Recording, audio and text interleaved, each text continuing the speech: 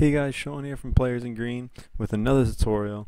Two this week, big surprise. And this is a short one, but it's going to be of great help for many people who struggle with the clone tool, clone stamp tool.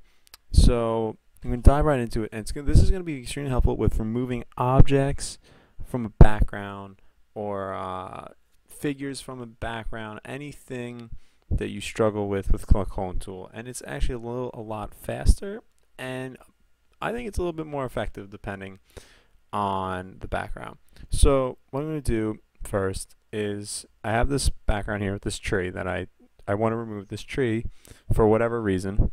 So what I'm going to first do is duplicate this layer, because just in case I'm moving along and with this tool you have to undo, and there's no other way to use this tool without doing destructive editing. So I'm going to duplicate this layer, and I'm going to select around this object. So this isn't like masking, so the selection does not have to be precise. So I'm going to select all this, the tree and the shadow. Alright, so now we have our selection on our duplicated layer.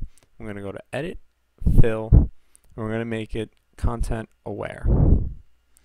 So what this is going to do is it's going to look at the image and fill the area with what should be there based on the content in the image. And it just removed that tree and the shadow just like that. Now there are some little imperfections, like this should probably transition a little bit nicer, but it's a very slight thing. And this tool is extremely effective, like I just said. Almost looks perfect, almost. Little minor things here and there, but it does most of the job and most of the work for you.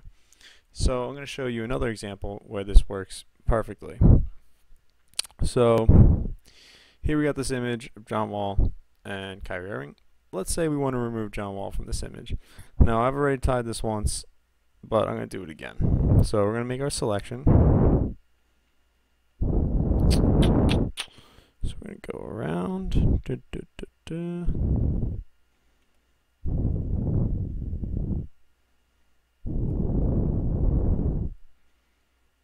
Alright, there we go. We're going to Edit, Fill, Content Aware. It's going to load up. It takes a little bit. Wait for this bar to load up.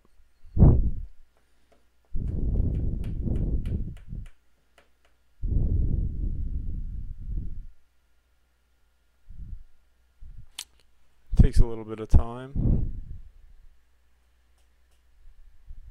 It's worth the wait though.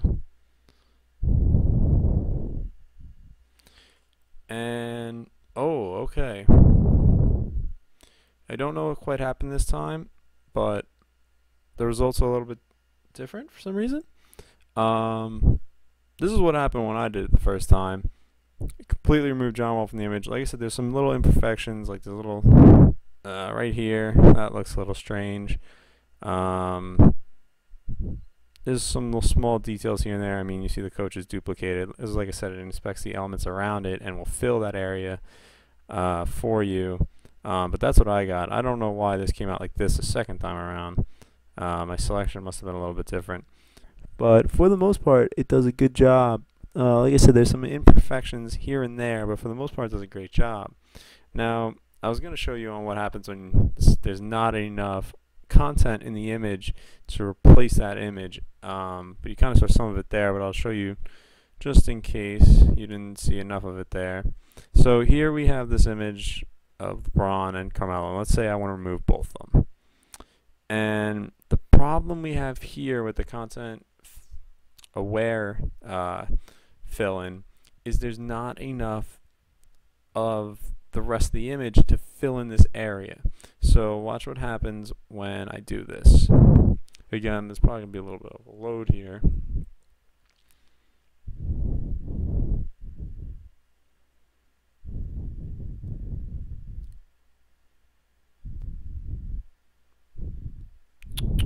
Oh, by the way, this is only good for CS5 and higher.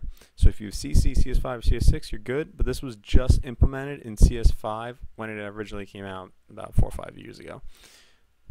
But this is what happens when you use the content fill aware. and you do not have enough of the image to replace your selection. That's when your selection is taking up more than half of the image, and that's a result of what's going to happen when you do it poorly. And this is one last example I'll run through again. Like I said, take our lasso tool to create our selection. So we're going to select LeBron. And now this isn't going to be totally off, but there's going to be some problems. Let me make sure I duplicate my layer.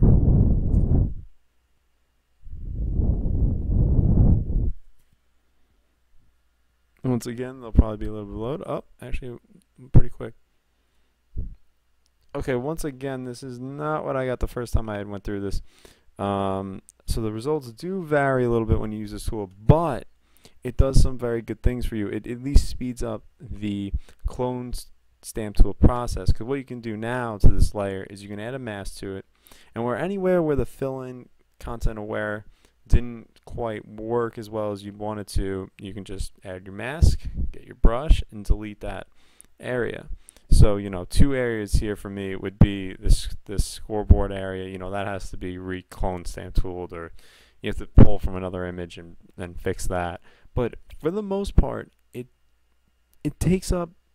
will correct most of the image for you, and it does a lot of the work for you, and it will speed up your clone stamp tool process, which is really great about this tool. And I just think it's a lot more effective. And you know, a lot of times when you're using the clone stamp tool, you get a lot of imperfections, you get fed up, and you kind of just almost give up on it. And I think this will help people get a head start on that process, and they won't get so frustrated and give up easily, because I mean, it's important to pay attention to detail, and I think this will help people spend more time, because they won't be frustrated the whole time on the clone stamp tool on whenever it comes to designs where you need to remove a figure or an object from a background. But I hope this was extremely helpful to anyone who struggles with that tool. If you have any questions, you know, feel free, send me a comment below, an email, whatever, DM, just let me know. But thanks again for watching, guys. I hope this helped you out. Follow me on Instagram, Twitter, Behance, whatever, @PlayersInGreen, same thing for all my social media, and subscribe to my channel. Thanks again for watching.